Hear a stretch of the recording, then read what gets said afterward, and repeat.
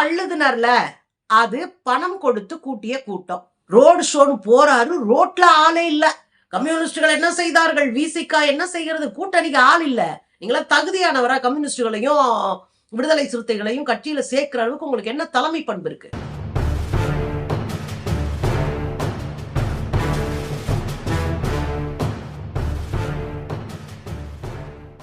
வணக்கம் தோழர்களே. எடப்பாடியார் கொஞ்ச நாளா டூர் போயிட்டு இருக்காருல்ல, ரொம்ப நாளா தூங்கிட்டாரு. இப்ப எந்திரிச்சு சுறுசுறுப்பாகி மக்களை சந்திக்க போறேன் அப்படின்னு டூர் போயிட்டு இருக்காரு. எடப்பாடியாருடைய டூர் தான் அவருக்கு பின்னடைவே. ஏன்னா பல இடங்கள்ல அவர் சிக்கி சீரழிகிறாரு, மாட்டிக்கிட்டு முழிக்கிறாரு, நெட்டிசன்கள் வச்சு செய்யறாங்க. அப்படி ரெண்டு இடத்த இன்னைக்கு பேசலாம். அப்படின்னா ஒண்ணு, கூட்டம் அள்ளுதுனர்ல அது பணம் கொடுத்து கூட்டிய கூட்டம். அதுக்கு இவங்க காசு பட்டுவாடா பண்றத வீடியோவா சிக்கிருக்காரு எடப்பாடி. இன்னொரு பக்கம் ரோடு ஷோன்னு போறாரு, ரோட்ல ஆளே இல்ல. தனியா அவரா போயிட்டு இருக்காரு. ஒரு 10 அதிமுக காரங்க முன்னாடி ஓடுறாங்க, ஏதோ பெரும் கூட்டத்தை விலக்கி விடுற மாதிரி. ரோடு காத்தாடுதுங்க. அந்த வீடியோ வெளியாயும் அதிர்ச்சியை எடப்பாடியாருக்கு ஏற்படுத்தி இருக்கு. இப்ப என்னன்னா, தேர்தல் வந்துருதுன்னா மக்களை சந்திப்பது என்பது இயல்பான ஒண்ணுதாங்க. எடப்பாடியார் போறதுலயும் தப்பே கிடையாது. ஆனா எடப்பாடியார் மேடையில் நின்று அடிக்கிறாரு பாருங்க, வேற லெவலு. கம்யூனிஸ்டுகள் என்ன செய்தார்கள், விசிகா என்ன செய்கிறது, கூட்டணிக்கு ஆள் இல்ல. கூட்டணிக்கு சேர்த்து இருக்கிற 5-6 லெட்டர் பேடு கட்சியும் என்ன கேக்குது, கூட்டாட்சியில் பங்கு கேக்குது. கூட்டாட்சி செய்யணும், ஆட்சியில எங்களுக்கு பங்கு கொடுங்க அப்படின்னு கேட்டு கொடசலை கொடுத்துட்டு இருக்கு. ஏற்கனவே இவர் தலையை பிச்சுட்டு அலைகிறத நம்ம பாக்குறோம். இந்த சூழ்நிலையில தான் எடப்பாடியாருடைய கட்சிக்காரங்க சிறுபான்மை பிரிவினர், அதிமுகவினுடைய சிறுபான்மை பிரிவினர் ஆண்டிப்பட்டியில ஒரு நோட்டீஸ் ஒட்டி இருக்கிறாங்க, ஒரு வால்பேப்பர் ஒட்டி இருக்கிறாங்க. அந்த வால்பேப்பர்ல என்ன இருக்கு அப்படின்னா, நாங்க தனிப்பெரும்பான்மையோடு ஆட்சிக்கு வருவோம் அப்படின்னு கூட்டணி கட்சிகளை கடுப்பேத்துற போஸ்டா மாறி போச்சு. உடனே கூட்டணி கட்சிகள் எல்லாம் கடுமையா தனக்கான வேலைகளை செய்ய ஆரம்பிச்சிட்டாங்க. ஏற்கனவே கூட்டணிக்குள்ள குழப்பம் இருக்கு, பிரச்சனை இருக்கு, ஒத்துமையா நிக்க முடியல. இந்த பிரச்சனையெல்லாம் தாண்டி அடுத்தடுத்த பிரச்சனையில சிக்கிறாரு எடப்பாடியார். கூத்தாநல்லூர் பகுதி இஸ்லாமியர்கள் மிகுதியாக வாழக்கூடிய ஒரு பகுதி. அந்த பகுதிக்கு போகவே இல்லை எடப்பாடியார். அந்த பகுதியில போய் மக்களை சந்திக்கவே இல்லை.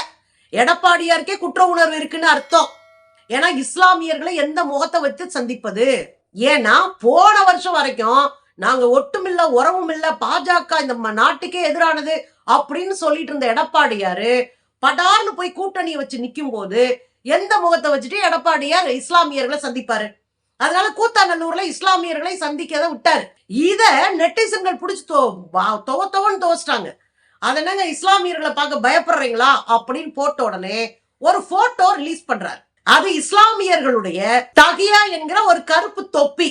அதை போட்டு இவர் எடுத்த போட்டோவை ரிலீஸ் பண்ணி சேலஞ்ச் பண்றாராம். அதாவது திரும்ப அடிச்சு ஆடுறாராம். உங்களை தான் கட்சியிலே மதிக்கிறது கிடையாது, 2ஆம் கட்ட தலைவர்கள் உங்களை கடுமையான உங்க மேல அதிருப்தியில இருக்கிறாங்க. 3வது இஸ்லாமியர்களும் அது உங்க கூட இருந்த கட்சிகளும் பெரும் ஏமாற்றத்தை சந்திச்சிருக்கு. நீங்க முதுகுல குத்தி இருக்கீங்க. கூச்சமே இல்லாம அந்த போட்டோவை போடுறதுக்கு உங்களுக்கு எப்படி வருது? இவ்வளவு கேடுகட்ட ஒரு அரசியல்லாம் எடப்பாடியார் செய்யவே கூடாது. பாருங்களேன். அப்ப இஸ்லாமியர்களை சந்திக்க முடியாது, இனி நீங்க ஓட்டா தான் போட்டுட்டு இருக்கணும். இதுக்கு இடையில தான் ஐயா ரோடு ஷோ போறாரு. ரோடு ஷோ தமிழ்நாட்டுல மோடி வந்தாலே ரோடு ஷோ நோ ஷோ. ஏன்னா மக்கள் நிக்க மாட்டாங்க. அவங்க ஆளை பிடிச்சிட்டு வந்து நிக்க வைக்கிற கதையெல்லாம் நீங்க பார்த்திருப்பீங்க, வீடியோஸ் பார்த்திருப்பீங்க. அதுவும் கோவையில மோடி அவர்களுடைய ரோடு ஷோ போது அந்த கட்சிக்காரர்கள் இந்த பக்கம் 100 பேர் இந்த பக்கம் 100 பேர் ஓடிக்கிட்டே இருந்தாங்க. ரோடு ஷோ நடக்கிற 2 கிலோமீட்டருக்கு மேல ஆள் காட்டுறதுக்காக அவர் வர வர வர வர அவருக்கு முன்னாடி ஒரு கூட்டம் இருக்கிற மாதிரி காட்டுறதுக்காக இவங்க ஓடிக்கிட்டே இருந்ததெல்லாம் வீடியோவா நம்ம பார்த்திருக்கோம். எடப்பாடியாருக்கு அந்த ஏற்பாடு கூட இல்ல.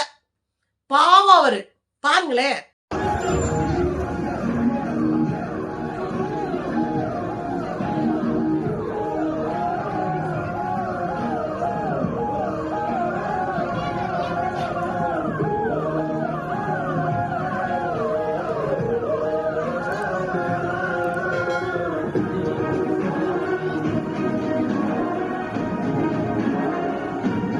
பாத்தீங்கல்ல, தனியா போயிட்டு இருக்காருங்க ரோட் ஷோல. ஒரு 10 அதிமுக காரங்க முன்னாடி ஓடுறாங்க கூட்டத்தை காட்டுறதுக்கு. மக்கள் ஒரு 4 பேர் ரோட்ல நின்று எங்க ஏதோ வருதே அப்படின்னு பாக்குற மாதிரி இருக்கு. பாவங்க. ரோடு ஷோன்ற பேர்ல எங்க அண்ணா எடப்பாடியார் அசிங்கப்படுறாரு பாருங்க, வேற லெவல் அசிங்கம். இதெல்லாம் தாண்டிய சம்பவம் என்ன அப்படின்னா, பல இடங்கள்ல அவர் போய் பிரச்சாரம் செய்யும் போது கூட்டம் நிறைய கூட்டமா இருந்தது. பரவாயில்லங்க, ரொம்ப நாள் கழிச்சு அண்ணன் எந்திரிச்சு மூஞ்சிய கழுவிட்டு வந்துட்டாரு, அதனால அவர் கூடுது அப்படின்னு பார்த்தா, அந்தந்த ஊர்ல பெரிய ஊர்கள்ல இவர் போய் நின்னு பேசும்போது, கிராமங்கள்ல ஆள் கிடையாது, கிராமங்கள்ல இவர் வந்து பாக்குறதுக்குலாம் ஆளே கிடையாது. இதுவே ஜெயலலிதாவோ எம்ஜிஆரோ இருந்தா காசு கொடுத்து கூட்டம் கூட்ட வேண்டிய அவசியமே இல்ல. பெரிய பெரிய கூட்டமா கூட்டி நிப்பாங்க பாக்குறதுக்கே. நான் சின்ன வயசுல ஜெயலலிதாவை பாக்குறதுக்கே நான் போய் நின்றுருக்கேன். அவ்வளவு பெரிய கூட்டம் கூடும், மக்கள் அவ்வளவு கூடுவாங்க. அப்ப அவ்வளவு பெரிய கரிஸ்மேட்டிக் லீடரா இருந்தவங்க இந்த கட்சியை கட்டி காப்பாத்தினாங்க. இன்னைக்கு அதை முடிச்சிட்டாரு எடப்பாடியார், அது வேற. ஆனா அவர் ஒண்ணும் பெரிய கரிஸ்மேட்டிக் லீடர் இல்ல. அவரை பாக்குறதுக்காகவே ஒரு கூட்டம் வரும், அவரை பார்க்கணும் அப்படின்ற அளவுக்கு அவர் ஒன்றும் பண்ணவும் இல்லை. அவர் ஒரு கட்சியையும் கட்டி காப்பாற்றவும் இல்லை, ஒரு ஆளுமை மிக்க தலைவராகவும் அவர் இல்லை. அதனால மக்களும் வர்றது இல்லை. அப்ப பெரிய பெரிய நகரங்கள்லயும் அது ஃபிளாப் ஆயிடக்கூடாதுன்னு அந்தந்த ஊர்க்காரங்க, அந்தந்த நகரத்துல இருக்கிற பொறுப்பாளர்கள் பணம் கொடுத்து கிராமங்கள்ல இருந்து மக்களை வர வைக்கிறாங்க. இது பொதுவா எல்லா கட்சியும் செய்யறதுதான். அப்ப கிராமங்கள்ல இருந்து வர வைக்கும் போது நிறைய பேர் வந்து நிக்கிறாங்க. நின்றுட்டு அப்புறம் இவர் பேசி முடிச்சுட்டு கையெல்லாம் தட்டி முடிச்சோடனே கிளம்பிடுறாரு. அப்புறம் இவங்களுக்கு பணப்பட்டுவாடாக்கான இதாகுது. அப்போ மாவட்ட பொறுப்பாளர்கிட்ட போய், நான் இந்த கிராமத்துல இருந்து வந்தேன், நான் இந்த 50 பேர் கூட்டு வந்தேன், நான் 150 பேரை கூட்டு வந்தேன், நான் 300 பேரை கூட்டு வந்தேன், அதுக்கேத்த மாதிரி 6 லட்சம் 7 லட்சம் 10 லட்சம் வரைக்கும் பணத்தை வாங்கியிருக்கிறாங்க. பாருங்க.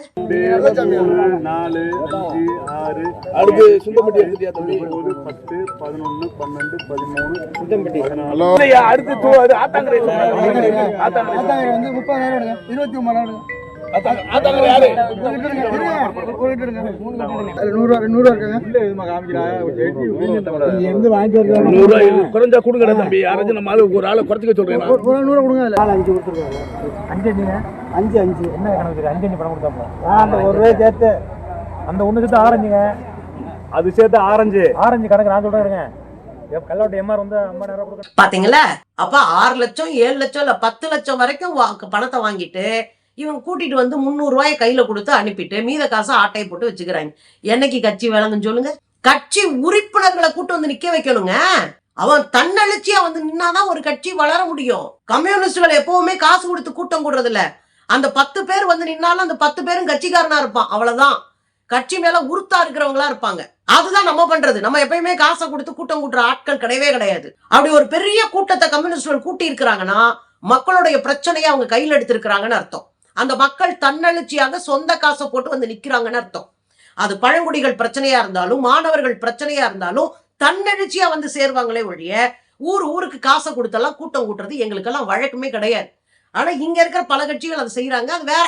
ஆனா இவ்வளவு தூரம் ஊக்கமா பேசினாரே கம்யூனிஸ்டுகள் என்ன செய்கிறார்கள், விசிகா என்ன செய்கிறது, நாங்கள் ரத்தன கம்பளம் போட்டு வரவேற்கிறோம் முன்பிட்டு கதறினாரே எடப்பாடியார். கூட்டணியை எப்படியாவது கூட்டிடலாம், திமுக கூட்டணியை உடைச்சிடலாம் அப்படின்னு கதறினாரே. ஆனா உள்ளபடி என்ன நடந்துகிட்டு இருக்கு? அவரை நம்ப கூட ஆள் இல்லைங்க. கட்சி ஆட்களே நம்பல அவரை. ஒரு ஜெயலலிதா அவர்களுக்கு இவ்வளவு கூட்டம் கூடும்னா அந்த கூட்டம் எங்க போச்சு? கூட்டம் காலி ஆயிருச்சு. அந்த கூட்டம் இங்க வந்து சேரல, அந்த கூட்டம் ஓட்டா மாறல. அதனாலதான் தொடர் தோல்வியை எடப்பாடியார் சந்திக்கிறாரு. இத புரிஞ்சுக்கிட்டு கிளை வாரியாக வேலையை நடத்தாம நம்ம அண்ணன் விஜய் மாதிரி சும்மா வந்து படம் காட்டிட்டு போறதுக்கு ஒரு வேலையும் நடக்காது எடப்பாடியார். இதுல என்ன அப்படின்னா, இந்த ஊடகங்கள்ல போய் டிபேட் பண்ணுவாங்கல்ல, பேசுவாங்க, விவாதம் பண்ணுவாங்க. அந்த விவாதத்துல திரும்ப திரும்ப மணிகண்டன் ஒரு ஆளு லாயரா அந்த ஆளு பேசிட்டே இருக்கான். எதுக்கு எங்க பாத்ரூம் எட்டி பாக்குறீங்க, எதுக்கு பாஜகவோட கூட்டணி வச்சதுல இருந்து இந்த ஆளுங்கட்சிக்காரங்களும் அவங்க கூட்டணிகளுக்கும் பயங்கரமா அதாகுது, எங்க பாத்ரூமே எட்டி பார்த்துக்கிட்டு இருக்கிறாங்க. நான் தெரியாமலே கேக்குறேன் அந்த லாயர் மணிகண்டனை, நீங்க தாங்க எங்க பாத்ரூம்ல வந்து படுத்து கிடக்குறீங்க, தனியா தொழிச்சு வெளியே அடிச்சு பத்தி விட்டுக்கிட்டு இருக்கோம், இங்கே வாங்க இங்கே வாங்க இங்கே வாங்க, அங்க அவங்க உங்களை அவமானப்படுத்திட்டாங்க, அங்க உங்களை அசிங்கப்படுத்திட்டாங்க, இன்னுமா அந்த கூட்டணியில் இருக்கிறீங்க, நீங்க பெரிய லீடர் நினப்பு. இது கம்பராமாயணத்தை எழுதியது சேக்கிலான்னு சொன்னால்தானே தானே நீங்க திராவிடம் பத்தி பேசுங்க அப்படின்னதுக்கு திராவிடத்தெல்லாம் பெரிய பெரிய அறிஞர்கள்ட்ட கேளுங்க, ஆய்வாளர்கிட்ட கேளுங்க அப்படின்னு சொன்ன திராவிட கட்சியினுடைய தலைவர் தானே நீங்க. நீங்களா தகுதியானவரா கம்யூனிஸ்டுகளையும் விடுதலை சிறுத்தைகளையும் கட்சியில சேர்க்கிற அளவுக்கு உங்களுக்கு என்ன தலைமை பண்பு இருக்கு? அதுல இந்த மணிகண்டை பாத்ரூம்ல படுத்திருக்காருன்னு கேட்கிறாரு. உங்களுக்கு என்ன அக்கறை, யாருக்கும் இல்லாத அக்கறை என்று கேட்டுக்கிட்டே இருக்காரு. இத பல முறை நான் பார்த்த பிறகுதான் அதுக்கு பதில் சொல்றேன். எங்களுக்கு அதிமுக மேல அக்கறைன்றதை தாண்டி தமிழ்நாட்டின் மீது அக்கறை. ஏன் இப்ப அதிமுக எதிர்கட்சியா உட்கார்ந்து இருக்கு. அந்த கட்சி வலிமையா இருந்தாதான், அந்த கட்சி நல்லபடியா இருந்தாதான் இன்னொரு ஆள் வந்து உள்ள உட்கார மாட்டான் 2வது இடத்துல. இப்ப பாஜகவுடைய வேலை என்ன, அரசியல் திட்டம் என்ன அப்படின்னா, இந்த கட்சியை ஒழிச்சு கட்டிவிட்டு அந்த 2வது இடத்துல வந்து உட்கார்ந்து அடுத்த ஆட்சியை பிடிப்பதுதான் அவர்களுடைய திட்டமிடல். அப்ப நாம ஏன் அதிமுக நல்லா இருக்கணும்னு கவலைப்படுறோம்னா, எதிர்கட்சியா எதுவுமே தெரியாட்டினாலும் எடப்பாடியார் உட்கார்ந்து இருந்தானா நமக்கு ஆபத்து இல்லை என்று நம்புறோம். காரணம் என்னன்னா, திராவிட கட்சியிலிருந்து வந்தவங்க இருமொழி கொள்கைக்கு எதிராக நிக்க மாட்டாங்க, தமிழ்நாட்டினுடைய சுயமரியாதைக்கு எதிராக நிக்க மாட்டாங்க, மும்மொழி கொள்கை ஏத்துக்கல, அவங்களும் ஏத்துக்கல. என்ன போய் சண்டை தான் போட மாட்டாங்க, அது வேற. இது மாதிரி பாரம்பரியமா வழி வழியா நம்ம மரபு வழியா நம்ம பின்பற்ற பல அரசியல் சித்தாந்த கொள்கைகளை விட்டு கொடுக்க மாட்டாங்கன்றதை தாண்டி அவங்க உட்கார்ந்துகிட்டா இவன் உள்ள வர முடியாது, அதை ஒழிக்கிறதுக்கு உள்ள ஒருத்தர் வரமாட்டான்.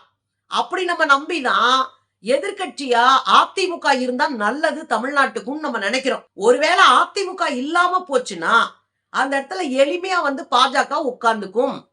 அப்ப பாஜக உட்கார்ந்துச்சுன்னா என்ன பண்ணும்? நம்ம கல்வியை ஒழிக்கும், மருத்துவ கட்டமைப்பை காலி பண்ணும். இப்பயே பாதி காலி பண்ணிட்டானுங்க. கல்வியை ஒழிக்கும், மருத்துவ கட்டமைப்பை காலி செய்யும், நம்ம பிள்ளைங்களை வேலை இல்லாம ஆக்கும், நம்ம ஊருக்குள்ள கலவரம் நடக்கும், நம்ம பெண்களுக்கு பாதுகாப்பற்ற சூழலை உருவாக்கும். இது எல்லாமே ஏற்படும். இதை தடுக்கணும்னா திராவிட கட்சிகள் சேர்ந்து நின்று அடிக்கணும். கொள்கை முரண் இருக்கும் அதிமுகவுக்கும் திமுகவுக்கும். ஆனா எதிரா சண்டை போடுறதுக்கு நான் நிக்கிறேன், என் ஊருக்காரன் தான், எதிரா நின்று நான் அடிப்பேன் அப்படின்னு எடப்பாடியார் நின்று அடிக்கணும் எதிர்பார்க்கிறோம். ஆனா அதுக்கெல்லாம் தகுதியே இல்லாத ஒரு கும்பலா நீங்க போயிட்டீங்க, பாஜகவினுடைய அடிமைகள் ஆயிட்டீங்க அப்படின்னு எங்க மூளை சொன்னாலும் ஒரு சின்ன நப்பாசை, இவங்க திருந்துட மாட்டாங்களா, 2வது இடத்துல உட்கார மாட்டானுங்களா, இல்லைன்னா இந்த ஆளுக்கு இந்த கூட்டம் உள்ள வந்துருமே அப்படின்னு ஒரு நப்பாசையில நீங்க நல்லா இருக்கணும்னு நினைக்கிறோம். ஆனா நீங்க என்ன நினைக்கிறீங்க? நாங்க நாசமா தான் போவோம், நாங்க மண்ணள்ளி மண்டையில தான் போட்டுப்போம், ஆனா நாங்க திருந்த மாட்டோம்னு நினைக்கிறீங்க. காலியா போங்க. அடுத்து இருக்கிற கட்சிகளை திரட்டி எதிர்கட்சியா நாங்க உருவாக்குறோம், அப்படித்தானே?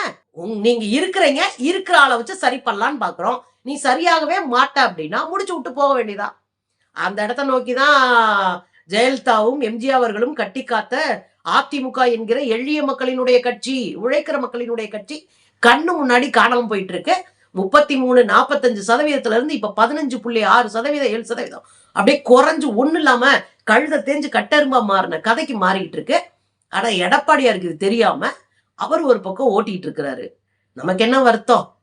கண்ணுக்கு முன்னாடி கஷ்டப்பட்டு உருவாக்கிய திராவிட கட்சி ஒண்ணு காவிகளால் தின்று செரிக்கப்படுகிறது என்கிற வருத்தம் தான் நமக்கு.